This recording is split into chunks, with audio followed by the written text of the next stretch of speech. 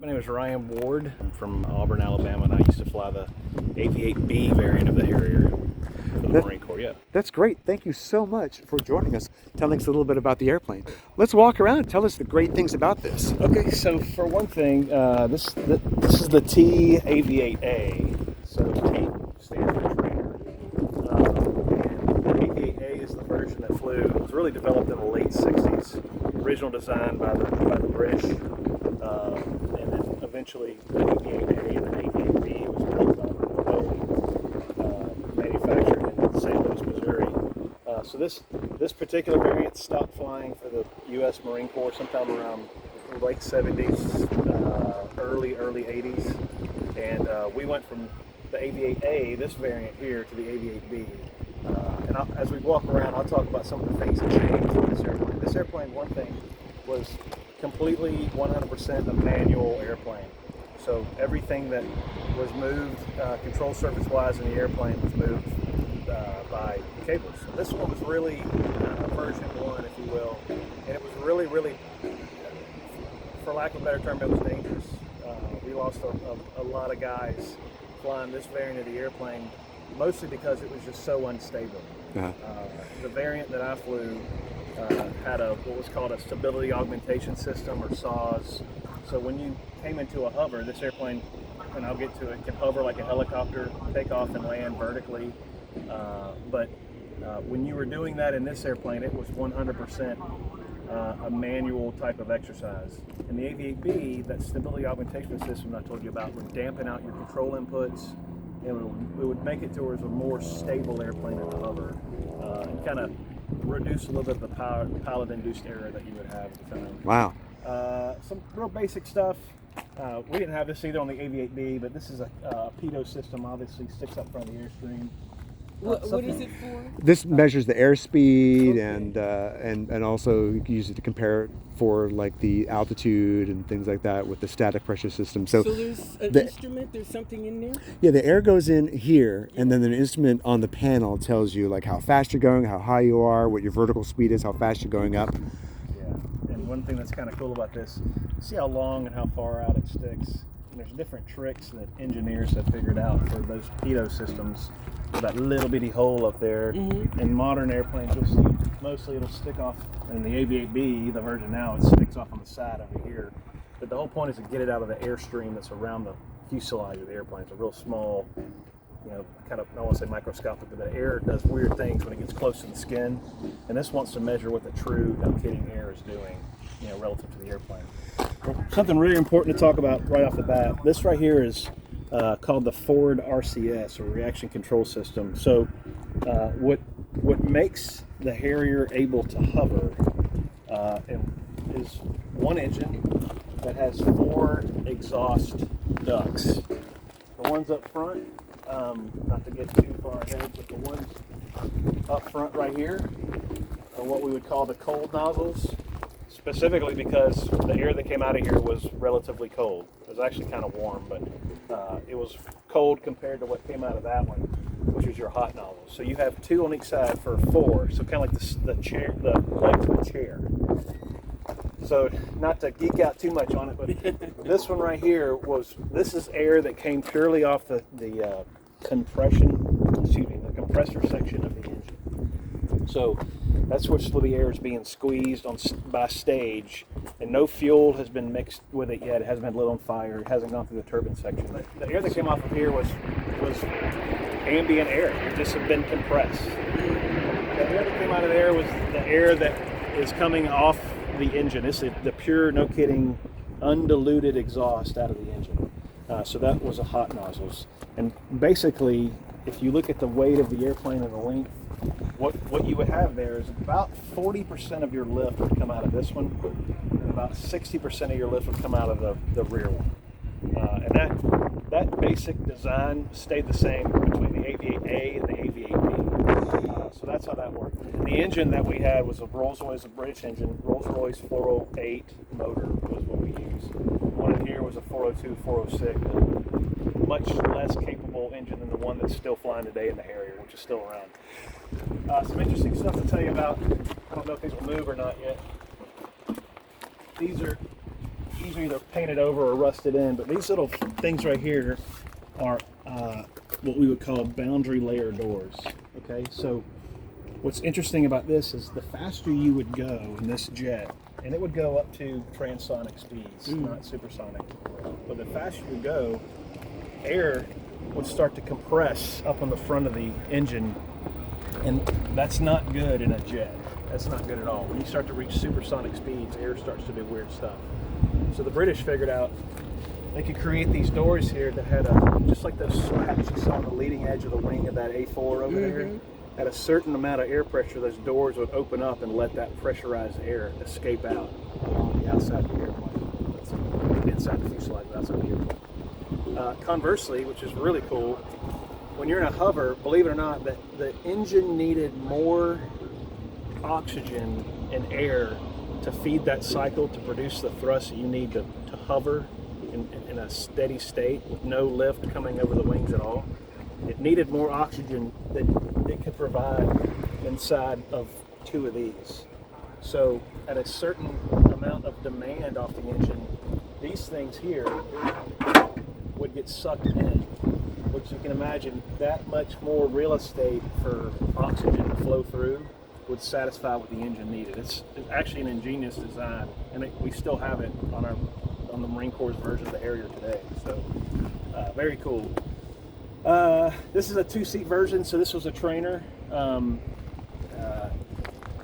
don't know specifically what other airplanes of the U.S. military do, but I can tell you, I flew this airplane with an instructor pilot for a really long time before they let me take one by myself, and for a good reason. It's just a very unforgiving airplane that flies unlike any other airplane really in the world. But seems like you would get claustrophobic in this little area. You can, but the more you flew it, the more you got used to it. It kind of became home. But so moving around the side, we talked a little bit about the engine. The landing gear here, one thing that's kind of cool to tell you about both here and here, and the outriggers are what we would call the go-kart tires. There is no brakes on that. Oh goodness! And there is no brakes on that. Oh my! So in the Harrier, we had a saying that it was always much better to go ahead and stop than land and figure out a way to stop. Because imagine like being in your car and the only brake you have is like on your left front tire. Like you got to brake pretty gingerly. Same thing with this. The brakes worked great, but when you landed fast and you had to dissipate all that energy, that was not a good situation to be in. So normally we would, on a good day, we would try to land this airplane at our airfield around 90 miles an hour, 90 knots. But when we operate on the ship, we landed at 0 knots. You come into a hover, slide the jet over the deck edge of the aircraft carrier and come down vertically. Inside the cockpit, which we don't have, you have a throttle lever on the inside by your left thigh, and just to the inside of that, you had a smaller level with a little ball on top, which was your nozzle lever.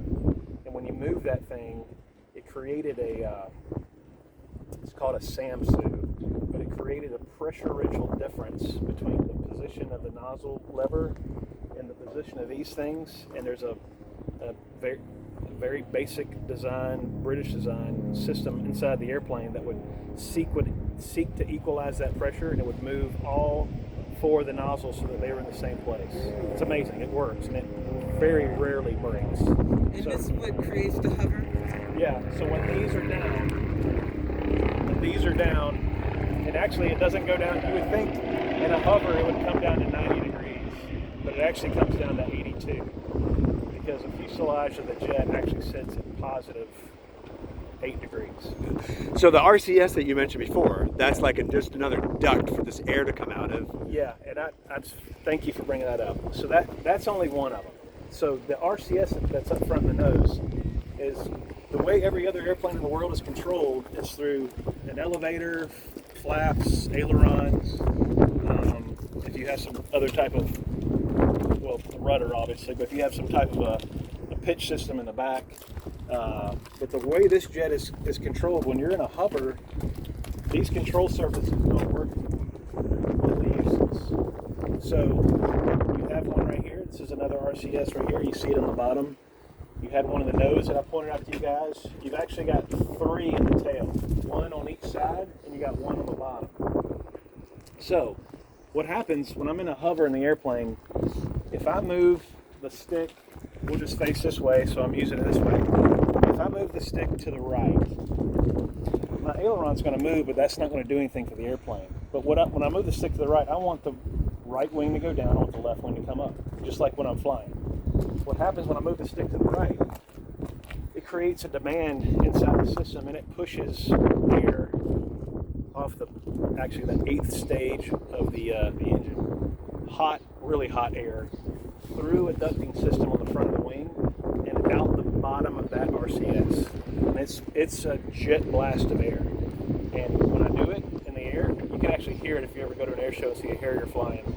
You'll hear it sounds like a whistle, but it's that duct opening up and pushing air out of the back.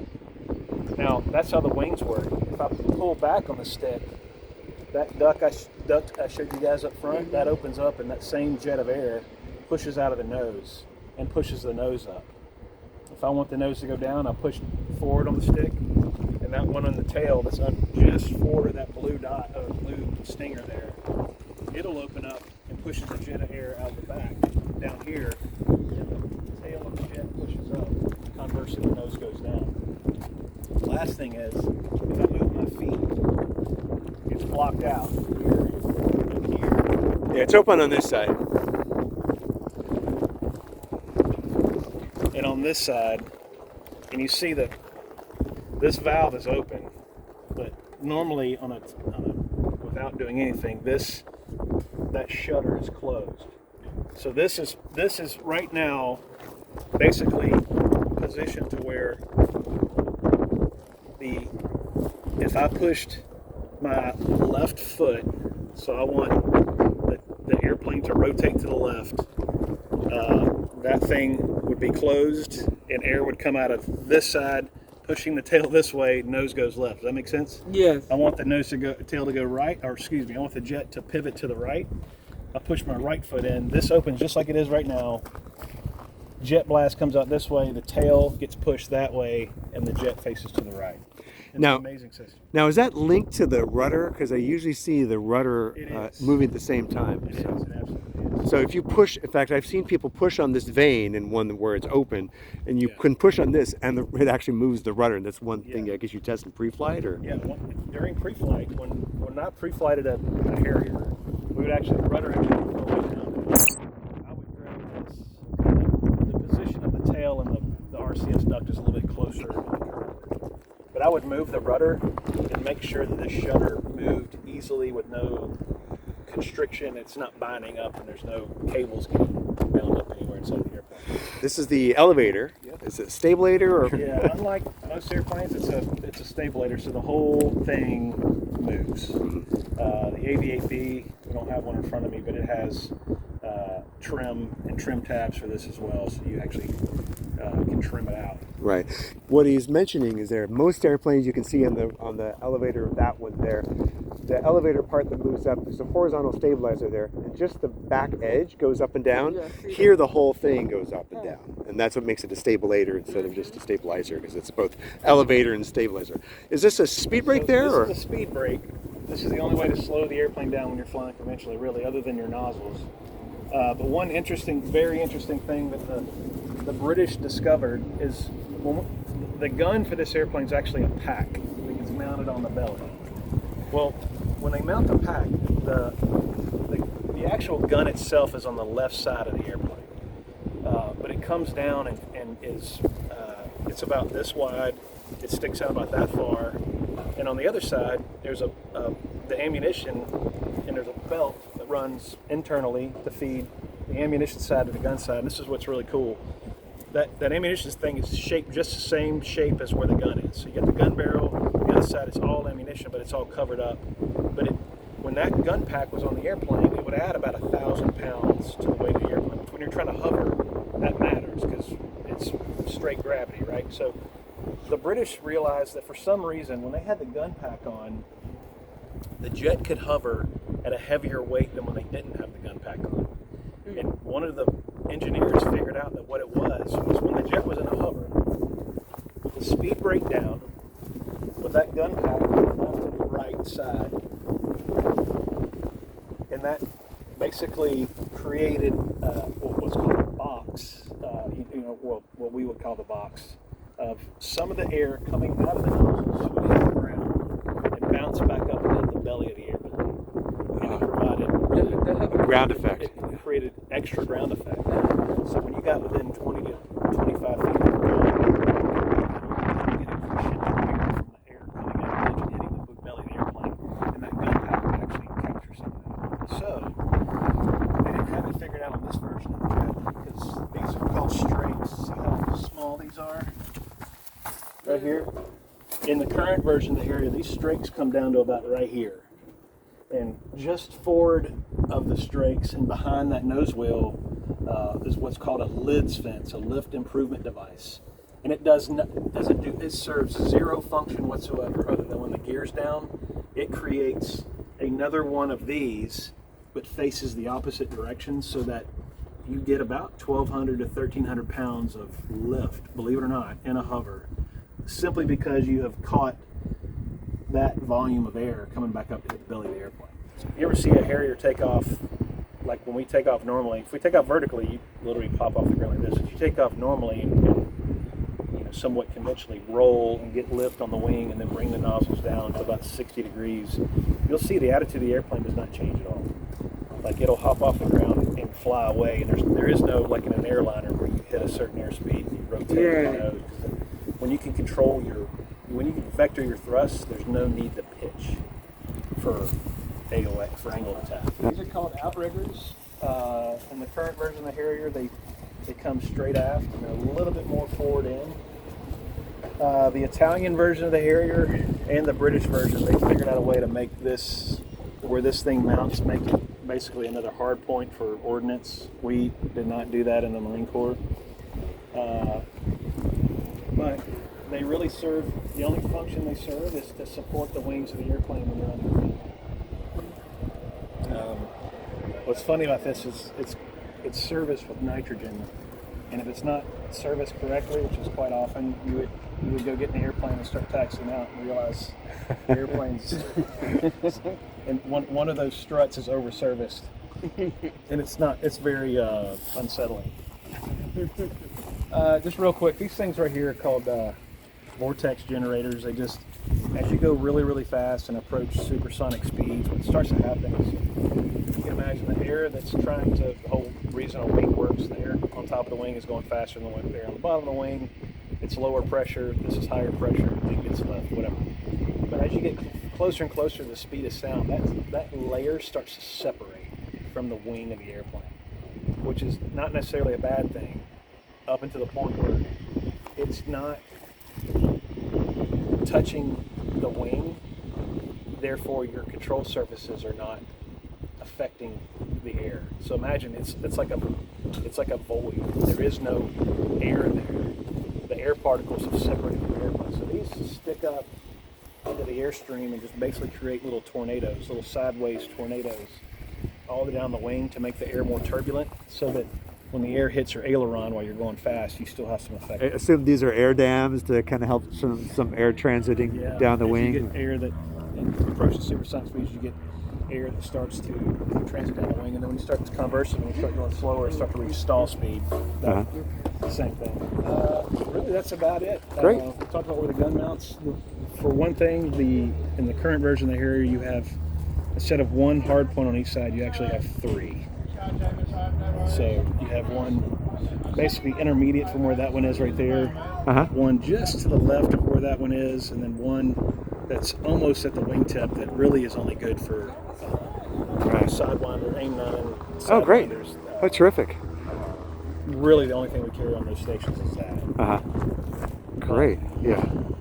Awesome. Yeah, that's about it. Okay, well, thank you very much. Join us at the Oakland Aviation Museum here in Oakland, California. Thanks very much, everybody.